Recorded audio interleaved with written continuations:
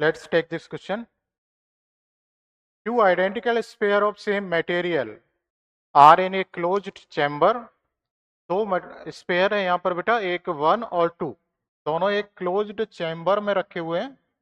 और एक तो स्पेयर ये सरफेस पर बॉटम पर रखा हुआ है, दूसरा एक थ्रेड से इस तरह से ये लटका हुआ है। ठीक है। The walls, floor and ceiling are thermally non-conducting.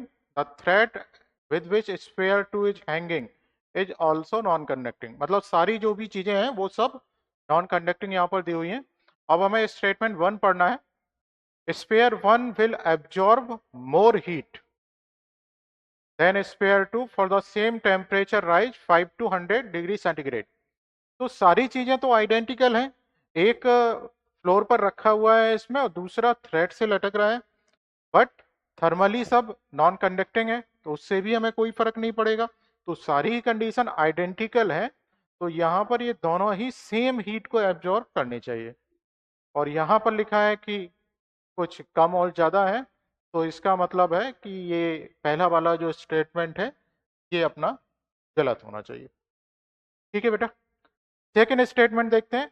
Heat supply to a system used to raise the internal energy and do work against the external force.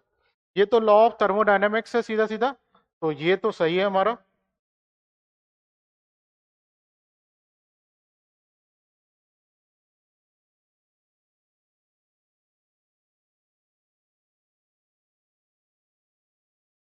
ठीक है, तो यहां पर statement 1 is wrong, statement 2 is right.